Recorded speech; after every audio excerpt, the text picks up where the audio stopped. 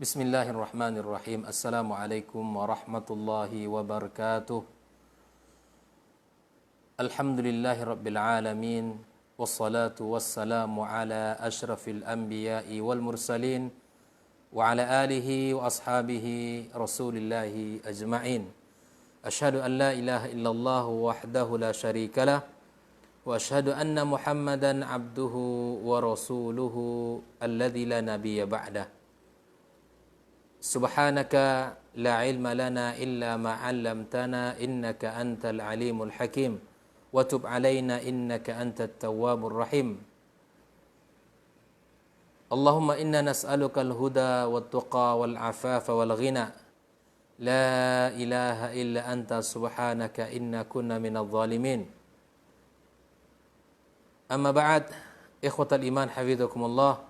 Alhamdulillah, kembali kita bersyukur kepada Allah Azza wa Jalla yang mempertemukan kita dalam kajian keislaman kita, kajian pekanan yang insya Allah diberkahi Allah dan dimudahkan. Yauma la yanfa'u malun wala banun illa man atallaha biqalbin salim. Kemudian kita berharap kepada Allah agar Allah bukakan hati kita dan Allah mudahkan pula kita untuk mengikuti Nabi yang mulia di dalam ajaran dan syariatnya. Ikhwatal iman, saudara-saudari dimanapun berada, pada sore ini kita akan belajar dari kehidupan tsummal ladzina yalunahum, tsummal ladzina yalunahum. Dan sebaik-baik manusia adalah orang-orang yang berada di masa Nabi SAW. Dan sebaik-baik generasi adalah orang-orang yang dibersamai oleh Rasulullah SAW. Kemudian generasi setelahnya dan kemudian generasi setelah tabi'in, para sahabat dan tabi'in dan tabi'in. Yang kedua, kalau agama kita ini dibimbing dengan sebuah kaidah bahwa ketika kita ingin belajar dan ingin melihat kesungguhan di dalam beragama, maka lihatlah orang-orang yang bersungguh-sungguh di dalam ketaatan kepada Allah Subhanahu wa taala. Dan mereka para salaf, para sahabat, para tabi'in dan tabi'in adalah orang-orang yang bersungguh-sungguh di dalam melakukan ibadah kepada Allah Subhanahu wa taala.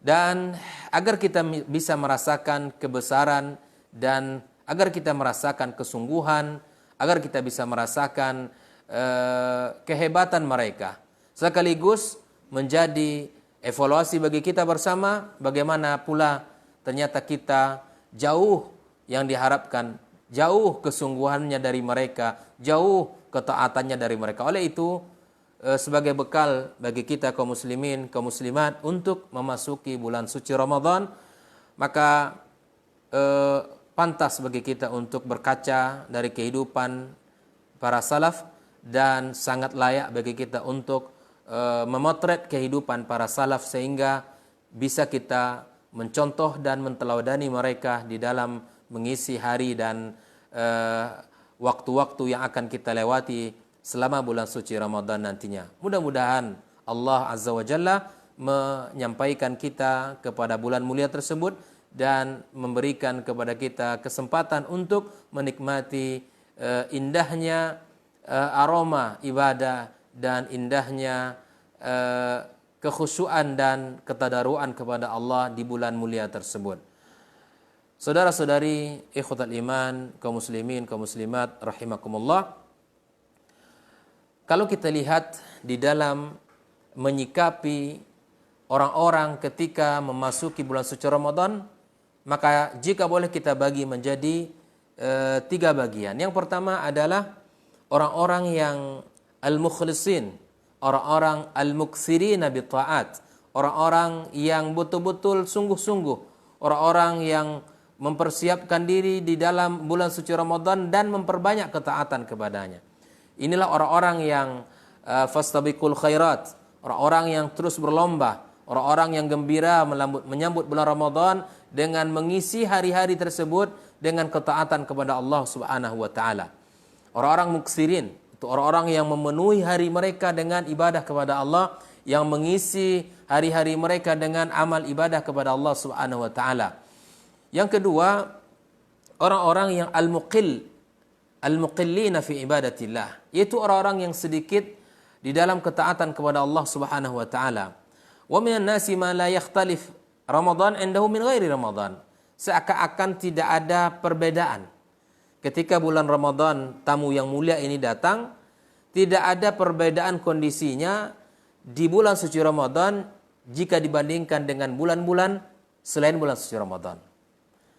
Dan sangat berbeda dengan yang pertama tadi. Kalau yang pertama adalah orang-orang yang bersungguh-sungguh menggunakan Ramadan, waktu hari mereka untuk diisi dengan kebaikan-kebaikan, mereka berlomba-lomba. Kemudian yang kedua ini adalah kelompok orang-orang yang sedikit beribadah, seakan-akan ibadah di bulan suci Ramadan sama dengan kondisinya ibadah selain bulan suci Ramadan.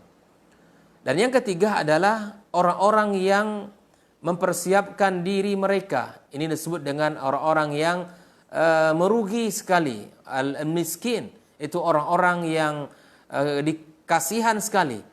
Ia hanya mempersiapkan diri secara fisik, mempersiapkan jenis makanan, kemudian mempersiapkan untuk jenis-jenis minuman, dan sibuk dengan hal-hal yang sifatnya adalah perut, yang sifatnya adalah untuk mengisi kebutuhan jasmaninya saja, tanpa dia mempersiapkan diri dari diri secara maksimal di bulan suci Ramadan.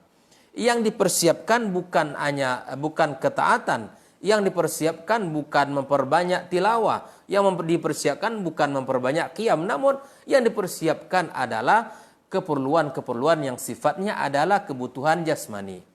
Nah, inilah gambaran-gambaran orang secara umum ketika bulan suci Ramadan datang.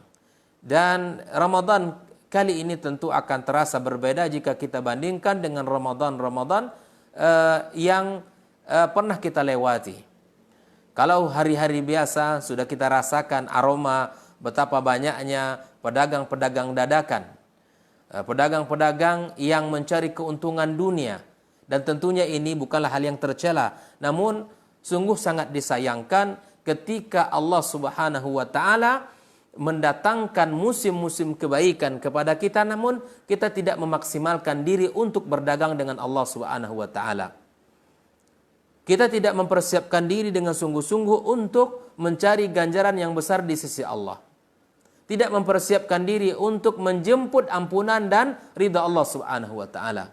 Yang di bulan 11 sebelum bulan Ramadan, di bulan-bulan lainnya dia menjadi makhluk biasa saja, tidak berdagang secara seorang pedagang yang mencari keuntungan, yang berjualan. Namun ketika bulan suci Ramadan tiba, kita dapatkan diri, ya, apa usaha yang akan dibuka, apa dagang yang akan dijual, dan apa yang bisa kita jual setiap sore ketika ingin berbuka. Nah, dan ini mungkin salah satu yang bisa kita ambil di bulan suci Ramadan tahun ini, sehingga suasana masih terasa biasa, dan bahkan banyak dari kaum muslimin tidak berani untuk melakukan perdagangan atau jual beli di sore hari atau di siang hari di bulan suci Ramadan, atau menjelang berbuka dikarenakan kondisi wabah virus yang melanda, lalu kemudian akhirnya kaum muslimin menahan diri. Mudah-mudahan Allah Azza wa Jalla memberikan kepada kita kesempatan dan kesungguhan, dan menggolongkan kita kepada kelompok yang pertama, yaitu orang-orang yang banyak yang banyak melakukan diri, yang banyak mengisi hari di bulan Ramadan dengan iman dan ketakwaan kepada Allah Subhanahu wa taala. Ikhwatul iman hafizakumullah, kaum salaf, para as-salafus saleh, mereka memiliki kisah dan cerita, dan memiliki potret yang indah yang patut kita tiru, agar Ramadan kita ini memiliki energi, agar Ramadan kita memiliki pengaruh dalam kehidupan kita pasca Ramadan nantinya. Maka Allah Subhanahu wa taala telah menyebutkan bulan ini sebagai bulan syahrul Ramadan alladzi unzila fihi al-Qur'an hudan lin-nasi wa bayyinatin minal huda wal furqan.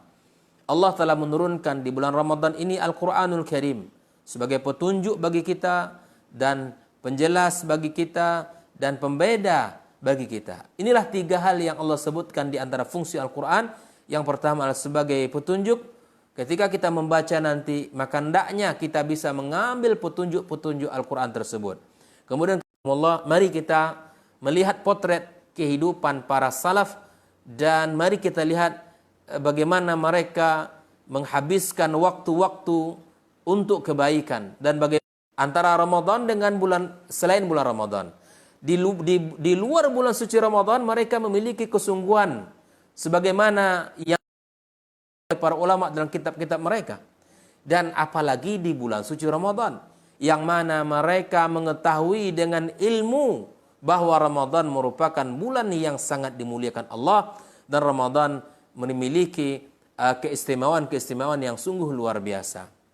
Kita lihat di antara kehidupan salaf yang ingin kita pelajari, yang pertama adalah Malik ibn Anas radhiyallahu taala an, bahwa ketika beliau menghadapi hari-hari di bulan suci Ramadan, dikisahkan di dalam kitab-kitab para ulama bahwa beliau seorang ulama hadis, seorang alim yang memiliki majelis ilmu yang sungguh luar biasa dalam setiap harinya, memiliki kajian-kajian dan disebut dengan seorang ulama yang sangat luar biasa, alim, ya, sangat luas ilmunya.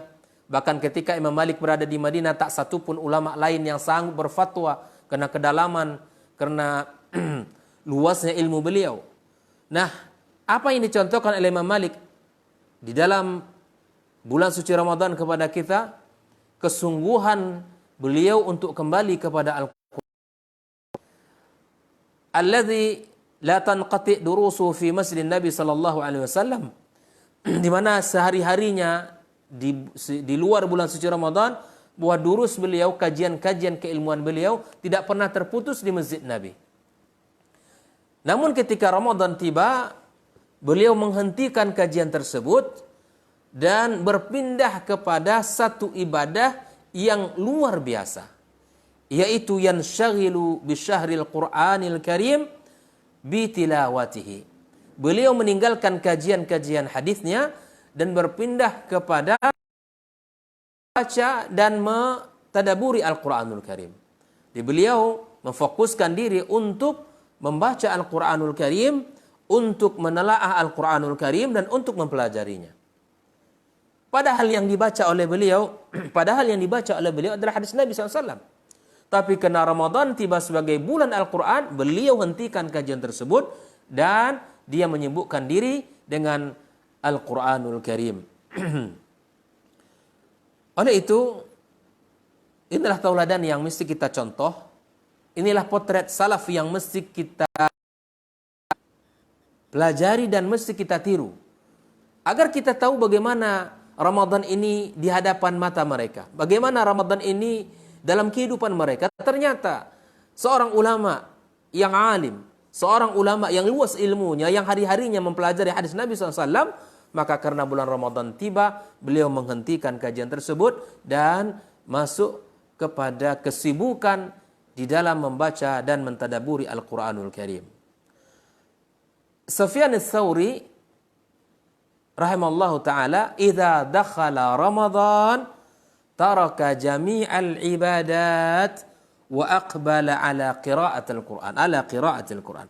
Apabila Ramadan sudah masuk, beliau menghentikan ibadah-ibadah sunnah yang lainnya, seperti belajar, kemudian melaksanakan salat-salat yang lainnya, maka masuk kepada satu ibadah yang dia fokuskan dirinya, yaitu tilawatil Quran. Agar kita tahu bahwa ternyata mereka telah mencontohkan bahwa ini bulan Al-Quranul Karim, menyibukkan dirinya dengan Al-Quranul Karim. Muhammad ibn Ismail Al-Bukhari, sahibus sahih, seorang ulama yang luar biasa keilmuannya, bahkan karya beliau adalah Sahih Bukhari, merupakan kitab yang paling sahih ba'da Al-Qur'anul Karim yang berbicara tentang hadis Nabi sallallahu alaihi wasallam. Apa yang beliau lakukan? Kana yakhtimu fi Ramadan kulla yaumin khatmah. Coba lihat kesungguhan yang dicontohkan oleh Imam Bukhari. Beliau mengkhatamkan Al-Quran di siang hari Ramadan 1 kali khatam. Wa yaqumu ba'da tarawihi kulla 3 layalin bi khatmah. Maka kemudian dia bangun mengisi malam Ramadan ya setelah tarawih ya kulla 3 layalin, setiap 3 malam beliau mengkhatamkan Al-Quran. Di siang hari mengkhatamkan 1 kali dan di malam hari setiap 3 malam 1 kali khatam. Inilah mereka orang-orang para pecinta kebaikan. Inilah orang-orang yang semangat di dalam beribadah kepada Allah Subhanahu wa taala. Maka kita lihat pula bagaimana Sa'id Ibn Jubair diriwayatkan kana yakhtimul Quran fi kulli lailataini. Beliau mengkhatamkan Al-Quran dalam setiap 2 malam. Dalam setiap 2 malam beliau mengkhatamkan Al-Quranul Karim. Kemudian disebutkan juga kana Al-Walid ibn Abdul Malik yakhtim fi kulli 3. Beliau mengkhatamkan dalam setiap 3 kali. Wa khatama fi Ramadhan 17 khatmah. Beliau mengkhatamkan Al-Quran selama Ramadan sebanyak 7 kali khatam. Wa qala Abu Awanah syahidtu Qatada yudarrisul Quran fi Ramadan. Al-Imam Qatada, kalau kita buka buku tafsir, kita dapatkan kaul-kaul beliau. Wa qala Qatada, beliau ketika Ramadan tiba mengajarkan Al-Quranul Karim. Ya, yudarrisul Quranul Karim. Taib. Beliau biasanya mengkhatamkan Al-Quran selama 7 hari. Kullu 7 layalin yaqra Al-Quran marrah. Wa idza jaa Ramadan khatama fi kulli 3. Kalau di luar Ramadan 7 hari. Kalau tiba Ramadan beliau mengkhatamkan selama 3 hari. Fa idza jaa al-ashr awakhir khatama kulla laila. Allahu akbar. Kalau sudah masuk 10 terakhir Ramadan, beliau mengkhatamkan setiap malam. Ya Rabb, Engkau berikan mereka kemudahan-kemudahan, taufik di dalam membaca dan mengkaji ayat-ayat-Mu. Maka berikanlah kepada kami, ya Allah, kemudahan dan taufik pula untuk bisa kami mencontoh semangat as-salafus salih di dalam beribadah kepadamu. Ya Allah, limpahkanlah karunia-Mu kepada kami dan kemudahan-Mu. Dan jadikanlah fokus kami kepada kitab suci-Mu. Dan jadikan kepada kitab suci-Mu sebagaimana yang telah Engkau berikan kepada orang-orang sebelum kami di dalam mengisi hari-hari di bulan suci Ramadan dengan berdekapan dengan Al-Quranul Karim, dengan mengisi hari-hari dengan Al-Quranul Karim. Dijelaskan waqana Rabi' ibn Sulaiman menceritakan kana Syafi'i yakhtimul Quran fi syahri Ramadan 60 khatmah. Ya, Imam Syafi'i rahimahullah taala menyelesaikan Al-Quran di dalam bulan suci Ramadan saja itu 60 kali khatam. Yakni fi kulli lailatin bi khatmataini. Artinya kalau 60 berarti dalam 1 hari Ramadan maka dia mengkhatamkan 2 kali. Ya Rabb. Ini data. Ini data kehidupan para salaf. Ini potret yang tergambar di dalam hari-hari para salaf kita. Kita mesti belajar. Kita mesti melihat agar kita bisa mencontoh dan bisa bersemangat seperti mereka.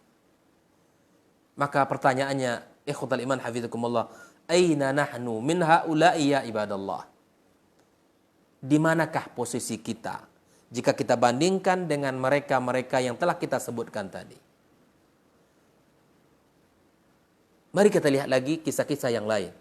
Wa kana Waqi' ibn al-Jarrah yaqra' fi Ramadan fil laili khatmatan wa thuluthan. Waqi' ibn Jarrah menyelesaikan 1 malam itu 1 kali khatam dan sepertiganya. Wa yusalli 12 rak'atan min ad-duha, dan salat 12 rakaat waktu duha. Wa yusalli min adh-dhuhri ila al-'asr. dan dia salat sunnah dari zuhur sampai asar. Kemudian waqal Qasim ibn Ali yasifu abahu Ibnu Asakir. Ibnu Asakir seorang ulama yang menulis kitab tarikh Dimashq, wa kana muwaziban ala salatil jamaah. Karakter beliau, kebiasaan beliau adalah membiasakan diri salat berjamaah, wa tilawatil Quran, membaca Al-Quran, yakhtim kulla Jum'ah, maka dia khatam setiap Jum'ah.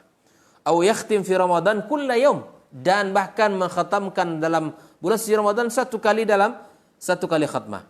Wa ya'takif fil manarati syarqiyah, dia beretikaf ya di Masjid Jami' Dimashq.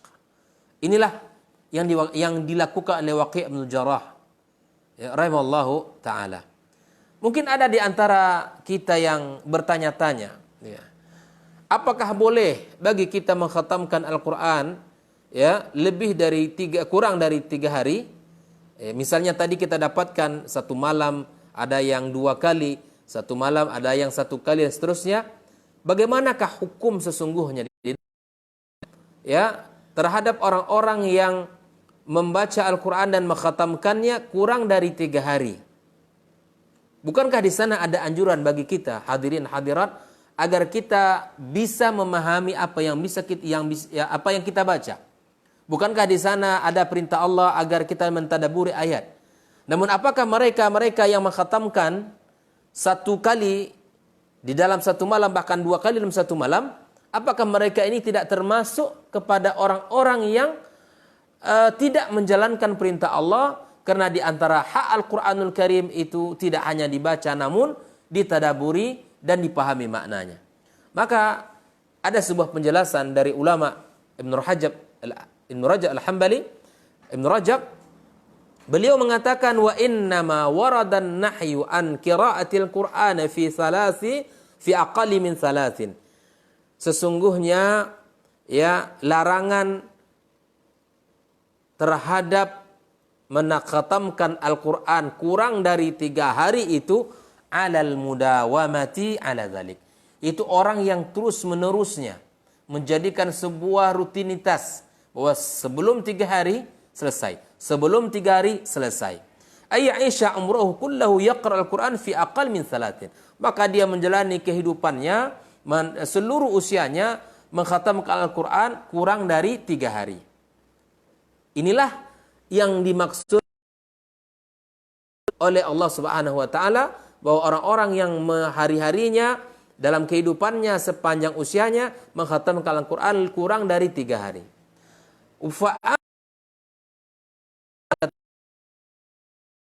Di waktu-waktu yang mulia ke syahri Ramadan seperti bulan suci Ramadan, khususan al-layali allati yutla fiha al-lailatul qadar ya.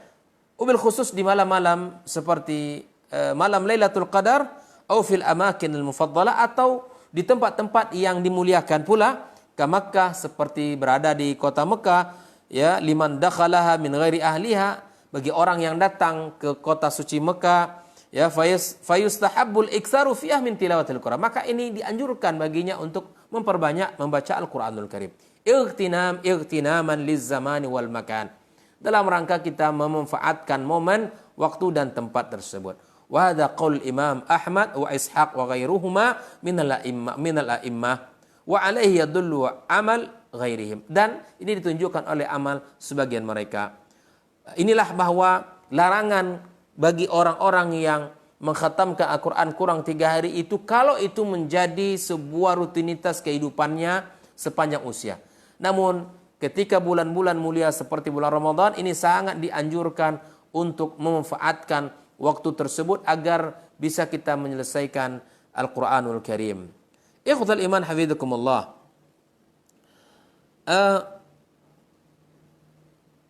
Kalau kita bandingkan dengan hari kita seperti ini, kondisi kita hari ini, di zaman kita hari ini, maka tentu tantangan-tantangannya sungguh sangat besar dan tantangan-tantangannya akan tetap selalu ada. Bukan berarti di zaman mereka tidak ada tantangan, bukan. Jangan kita pahami bahwa di zaman mereka tidak ada tantangan, bukan karena tidak ada tantangan, tetapi karena mereka bersungguh-sungguh.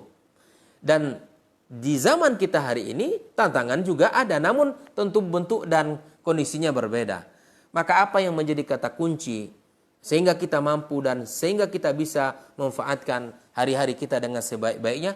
Maka tentu kesungguhan dan semangat yang kita tumbuhkan dalam diri kita, semangat yang harus kita pupuk dalam diri kita bahwa ini merupakan momen yang sangat berharga. Ini adalah bulan-bulan di mana Allah akan membakar seluruh dosa-dosa kita, bulan-bulan di mana Allah Azza wa Jalla akan membukakan pintu-pintu surga, di bulan-bulan di mana Allah akan membebaskan setiap malamnya dari api neraka.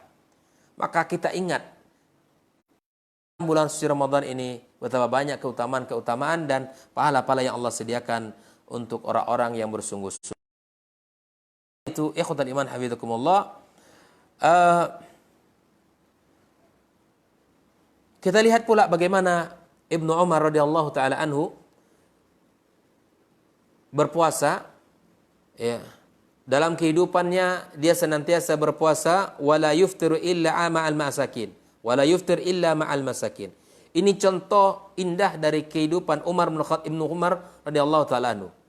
Saya ulangi, di antara kebiasaan Ibnu Umar radhiyallahu taala anhu, beliau ketika berpuasa tidak mau berbuka kecuali bersama orang miskin. Ya'ti ilal masjid fayusalli. Datang ke masjid kemudian dia salat. Thumma yadhhab ila baiti. Kemudian dia pulang ke rumahnya, wa ma'ahu majmu'atun minal masakin. Tauladan yang buat dia tidaklah berbuka kecuali bersama orang-orang miskin. Ketika azan sudah dikumandangkan, dia pergi ke masjid dan pulang dari masjid bersama beberapa orang-orang yang membutuhkan makanan. Fa idza mana'ahum ahlahu anhu lam yata'ashsha tilka al-lailah. Coba lihat. Kalau inilah kondisi kita, hadirin hadirat, kita memulai untuk melakukan mencontoh kehidupan para sahabat. Jangan kita hanya makan untuk diri dan keluarga saja, tapi mari kita juga berfikir, berusaha untuk melihat saudara-saudara kita. Bukankah Allah Subhanahu wa taala menyebutkan di dalam, bukankah hadis Nabi SAW, bukankah Rasulullah SAW menyebutkan dalam sebuah hadisnya, man fattara shaiman, ya, barang siapa yang memberi makan orang berpuasa, kana lahu mithla ajri shaim min ghairi ayan qasa min ujuri syai'a, maka dia akan mendapatkan pahala dari orang yang berbuka tersebut, yang makan dari makanan yang dikasih olehnya tanpa dikurangi. Satu orang kita kasih berarti kita mendapatkan pahala satu orang itu. Dua orang kita kasih, kita mendapatkan pahala dua, tiga, empat, dan seterusnya. Maka amalan, mari kita coba untuk merasakan betapa indahnya berbagi di bulan suci Ramadan ini. Mudah-mudahan akan terus bertahan pasca Ramadan. Karena Ramadan kita dilatih Allah Subhanahu wa taala untuk memenuhi hak-hak saudara-saudara kita, orang-orang miskin.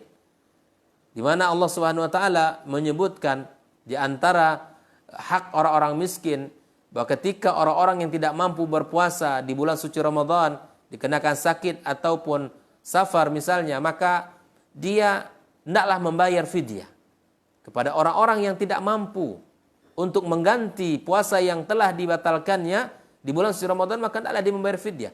Nah, tentu ini babnya bab fikih, silakan untuk didalami lebih dalam, lebih panjang tentang kajian seperti ini. Namun yang ingin saya katakan bahwa di mana Allah ingin menegaskan kepada kita agar ada prinsip, ada hak orang yang mesti kita tunaikan dalam suci Ramadan ini, di mana kita memberikan perhatian-perhatian, pertolongan-pertolongan dan bantuan kepada orang-orang seperti Ibnu Umar, di mana beliau tidak berbuka kecuali dengan orang miskin. Mari kaum muslimin, bulan Ramadan tahun ini mesti ada yang kita kasih, yang kita beri, yang kita sedekahkan hari itu kepada saudara-saudara kita. Kita jadikan PR bersama agar Ramadan ini kita jadikan bulan berbagi antara sesama kita. Wa idza ja'ahu sa'ilun wa huwa 'ala ta'ami. Kalau ada orang yang datang meminta dan dia sedang makan, ya, akhadha nasibuhu min at-ta'am, maka diambilnya atahu sa'il, dan kemudian dia berdiri dan memberikan kepada peminta tersebut. Fariji wa qad akala ahlahu ma baqiya fil jufna fa yusbih sha'iman wa lam yakul syai'an. Inilah betapa kesederhanaan Ibnu Umar radhiyallahu taala anhu. Dan Seperti yang dikatakan oleh Yunus ibn Yazid, kana Ibnu Syihab Az-Zuhri, "Idza dakhala Ramadan, qala fa inna ma huwa tilawatul Qur'an wa it'amut ta'am." Amalan yang dilakukan oleh Ibnu Syihab Az-Zuhri ketika Ramadan datang cuma dua. Pertama adalah membaca Al-Quran, yang kedua memberikan makan kepada orang-orang yang membutuhkan. Kemudian wa kana Hamad ibn Abi Sulaiman yufattir fi syahri Ramadan 500 insan. Ya Allah. Dan Hamad ibn Sulaiman memberikan makanan berbuka kepada orang-orang selama Ramadan itu 500 orang. Tilata syahri Ramadan, selama sepanjang bulan Ramadan. Wa huwa mas'ulun anhum wa an taftirihim. Wa ka'annahu yu'tihim ba'dal 'idi li kulli wahid. Bahkan tidak hanya makan di bulan Ramadan, namun dia memberi setiap orang di hari raya tersebut. Dikisahkan 100 dirham, 100 dirham. Jadi betapa indahnya kehidupan orang beriman sesungguhnya. Yang kaya membantu yang miskin, yang berpunya membantu yang susah. Kalau andai ini terjadi dalam kehidupan kita, ikhwatul iman hafizakumullah, alangkah indahnya kehidupan tersebut. Ya, makanya orang kaya jangan selalu ingat bahwa itu, jangan selalu lalai dengan keberadaan orang-orang miskin. Karena orang-orang kaya itu dibantu Allah Subhanahu wa taala, ya, bisa jadi karena doa-doa orang-orang miskin tersebut. Oleh itu, ikhwatul iman hafizakumullah, mari di Ramadan ini kita bersama-sama untuk melihat diri dan evaluasi diri. Kita jadikan Ramadan ini berenergi, kita jadikan Ramadan ini memiliki kesan yang terbaik sepanjang bulan-bulan Ramadan yang pernah kita hadapi. Kita tidak ingin Ramadan ini seperti hari-hari biasa, atau berjalan seperti Ramadan yang sudah-sudah. Maksudnya Ramadan ya aktivitas hanya normal seperti biasa. Ketika sahur tiba, kita sahur, kemudian kita sholat, kemudian kita tidur mungkin, atau tilawah kemudian tidur, kemudian tilawah atau kita belajar atau menyelesaikan tugas, kemudian zuhur kembali datang, kita sholat zuhur, kemudian kita tilawah atau istirahat lagi sejenak, dan kemudian asar tiba kita sholat, dan kita manfaatkan asar adalah waktu-waktu untuk bersama keluarga. Dan ketika iftar kita bersama-sama. Enggak, kita pengen Ramadan ini agak sedikit memiliki energi jika dibandingkan tahunnya. Ramadan ini kita pengenkan Ramadan yang berkualitas, Ramadan yang memiliki keistimewaan jika dibandingkan Ramadan sebelumnya. Maka mari kita bersama-sama memohon kepada Allah Azza wa Jalla agar Ramadan tahun ini lebih memiliki energi dan berkualitas jika dibandingkan Ramadan sebelumnya. Umar bin Khattab radhiyallahu taala anhu masih dalam potret kehidupan salaf berkata, "Laisa siyam." Bukanlah puasa itu minat ta'ami wasyarabi wahdah. Puasa itu bukan hanya menahan makan dan minum.